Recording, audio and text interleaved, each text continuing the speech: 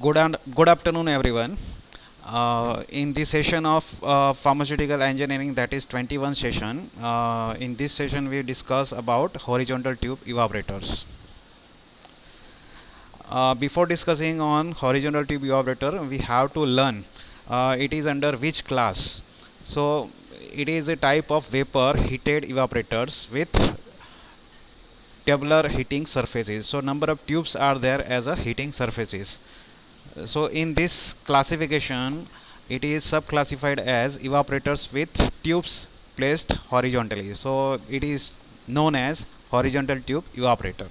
And second, evaporators with tubes placed vertically. So that's why it is known as vertical evaporators.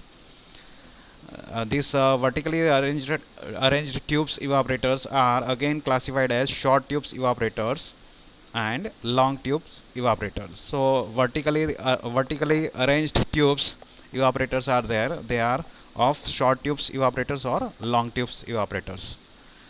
Short tubes evaporators again classified as single effect evaporators. The example of single effect short tube vertically arranged evaporators are first, that is short tube vertical evaporators, that is known as standard tube evaporators, and second is known as basket type evaporators, and the second is known as multiple effect evaporators, means single effect arranged in a sequence 1 2 3. Okay, so more than two arrangements are there, that is multiple effect evaporators. Vertically arranged tubes are there, so example is there, that is triple effect evaporator. In long tube evaporators, again they are classified into two parts. First is known as natural circulation evaporators and second is forced circulation evaporators. Natural circulation evaporators means without agitation it can work, so self working is there, so that's why it is natural circulation evaporators. Under natural circulation evaporator, because the tubes are arranged vertically, so that's why the film evaporators are there. The film evaporators again classified as climbing or rising film evaporators, and that is known as upward film evaporators, and downward film evaporator, that is known as falling film evaporators. So these two types of film evaporators we will learn in next lecture. Next is forced circulation evaporators. So forced circulation evaporator is also we have to learn. Okay, so after film evaporators we will discuss about the forced circulation evaporators. So first, in horizontal tube evaporators, it is also known as Wellner-Jelinek evaporator according to the name of the inventor. Okay, so the scientist name, that is Wellner-Jelinek, so that's why it is known as Wellner-Jelinek tube evaporators. What is the principle of these horizontal tube evaporators? It works on the principle of natural circulation or recirculation of steam as a heating media. So steam is present inside the horizontal tubes. Here steam as a heating media, it is present inside the horizontal tubes, which are immersed in a pool of liquid, that is the feed required for evaporation. So number of tubes are going to immersed in a pool of liquid required to be required for evaporation. Heat transfer takes place through the tubes containing the steam, and the liquid outside the tubes gets heated. So the liquid which requires evaporation, that is outside the tube. Okay, so steam is having the heat, and that heat is transferred across the tubes inside the liquid. Okay, this heated horizontal tubes provides heat to the liquid, and the vaporized solvent escapes from the top of evaporator, and the concentrated liquid is collected from the bottom of the evaporator. So in this way it works on the principle of natural circulation, and sometimes recirculation of the steam as a heating media is there. So in this way the liquid, that is the solution of the solute which require evaporation, it will be carried out in horizontal tube evaporators. Next is construction of horizontal tube evaporator. First we are going to discuss about the materials which are used for the construction of these types of evaporators. In this horizontal tube evaporators, there are main two parts. One is the evaporator body and second is known as the number of tubes which are arranged as a bundle. Okay, so tubes are having the definite structure and evaporators, the main evaporators body, the body is having the structure, dimension as well as the materials. So which materials are used for these horizontal tube evaporators? The evaporator body is made up of normally cast iron or sometimes cast lead or plate steel, so it is metallic. Steam tubes are of nickel or lead, which is suitable for concentration of corrosive liquids. Then the dimensions of the evaporating body is of diameter, that is 3 to 12 feet. So it is used for the laboratory scale to industrial scale. So in industry, if more than that the diameter and the height is required, so accordingly it is going to fabricate. Height normally in lab scale 8 to 12 feet will be utilized, and industrial scale same dimension can be utilized or more than that can be utilized. The tubes, outside diameter of the tubes normally 0.85 inch to 1.25 inch according to the requirement, and its length is also maintained according to the requirement. So after that evaporation material of construction, as shown in figure, this horizontal tube evaporators is a rectangular or cylindrical shaped body with a conical or dome shaped top and bottom. So according to the figure, you easily understand how this evaporator is made up of. So its body is cylindrical in shape and having conical or dome shaped top and bottom.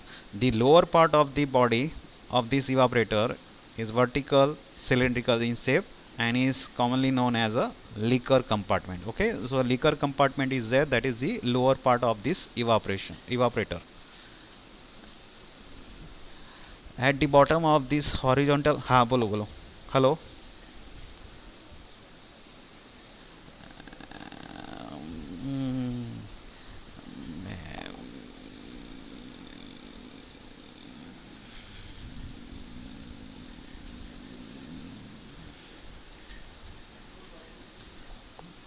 Okay, Vaishnav is there, no problem.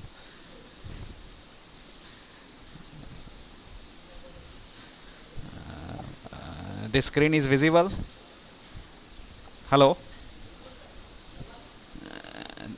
Okay, so at the bottom of the horizontal tube evaporator, a provision of feed inlet, the liquid which is required for evaporation, the provision of feed inlet is there, and steam inlets, that is known as heating media. Okay, so steam inlets provisions are there on either sides, whereas the outlets are present for non-condensed gases as well as the condensate, that is known as the steam which is converted into the liquid form, so it is known as the condensate. Okay, so that types of provisions are there.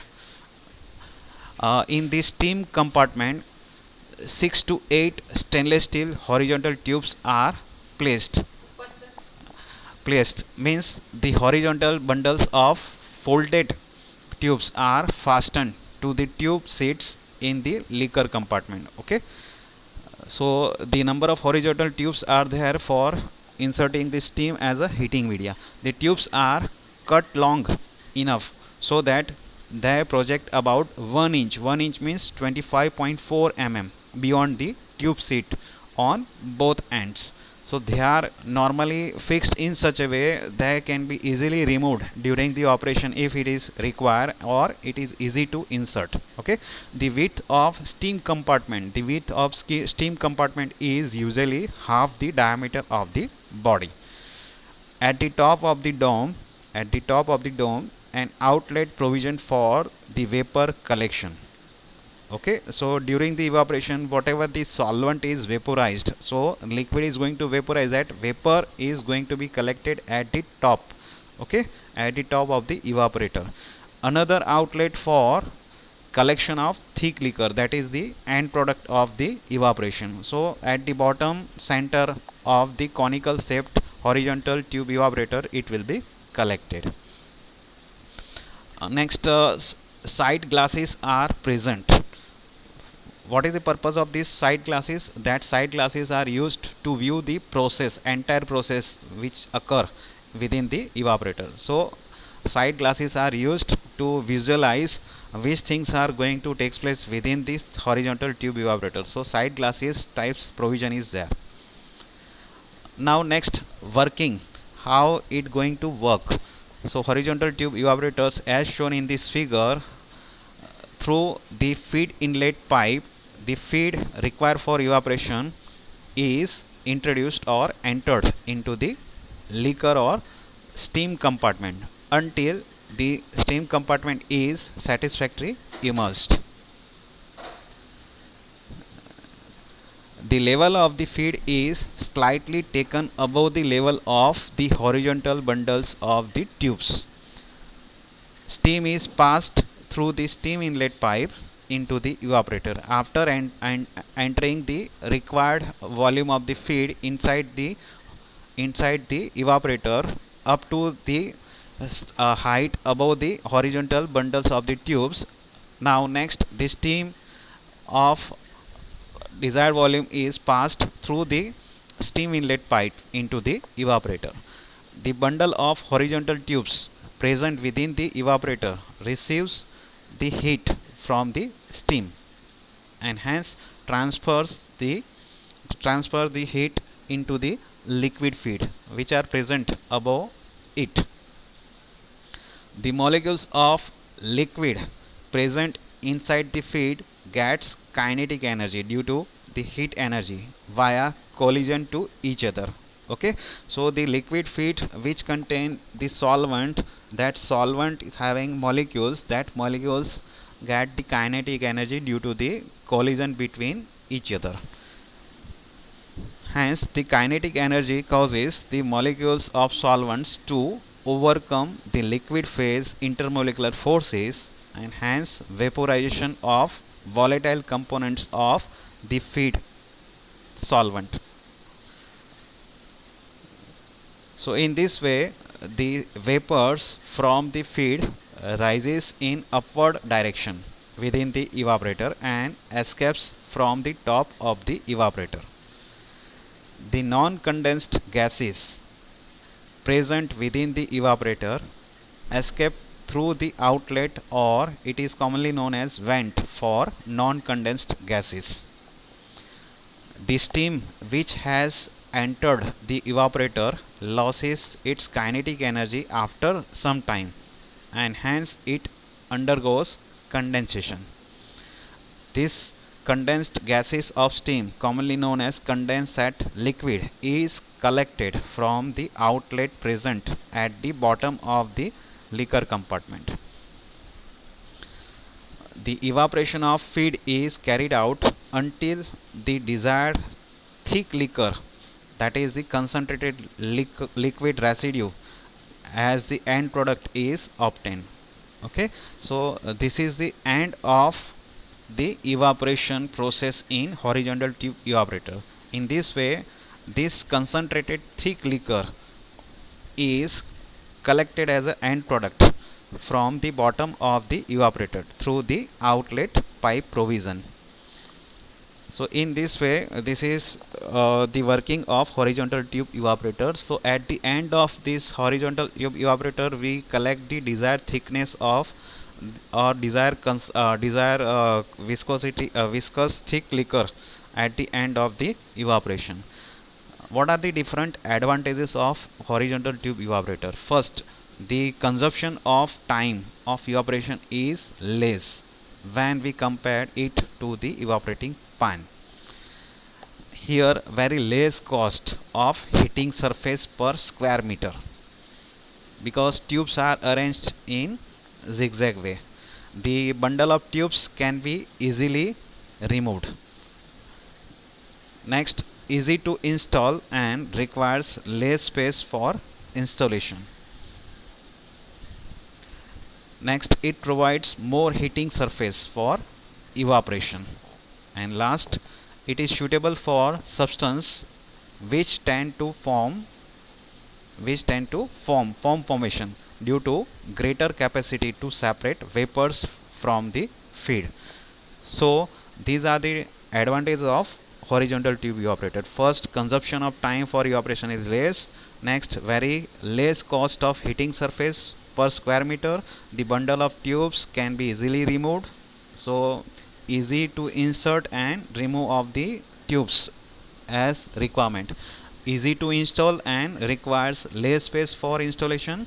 It provides more heating surface for evaporation and suitable for substances which tends to foam form due to greater capacity to separate vapors from the feed. So these are the few advantages of horizontal tube evaporators. Now what are the disadvantages of horizontal tube evaporator? First, poor liquid circulation in this evaporator, because it is the vertical shape arrangement of the evaporator body, and horizontal tubes are there in installation of a vertical shape evaporator. Not suitable for viscous feed liquid. High viscous feed liquid is there, it is not suitable. Then formation of semi solid layer on the evaporating surface reduces the heat transfer rates. So the heat transfer rate is reduced, hence the evaporation efficiency is also decreases. So these are the few disadvantages of horizontal tube evaporators. What are the uses of this horizontal tube evaporator? First, it is used for non-viscous liquid solutions that do not deposit crystals on the evaporator. Okay, so it is widely utilized for non-viscous liquid solutions required for concentration that do not deposit as a crystals on the evaporator. Next, it is used for the liquid feeds of any solutes that do not form scales, means salt deposition film within it during the evaporation. So it is best suitable for the example, that is cascara extract. Okay, for extraction of the cascara, if we want to convert as a concentrated thick syrupy mass as an end product, so it is suitable evaporator. It is used for batch purpose as well as continuous purpose evaporation operation. And last, it is used for liquor that have good heat transfer and stable against the heat.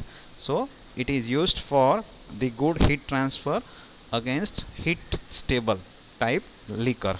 So these are the few uses of horizontal tube evaporator.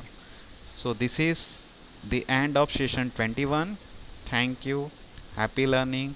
If you have any question in this session, kindly submit it to my email ID. Okay, so this is the end of this session. So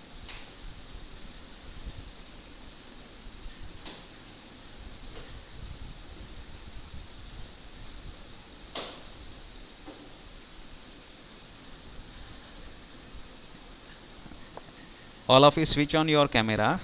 If you have any question regarding horizontal tube evaporator, kindly ask me. Hello, do you have any question regarding horizontal tube evaporator?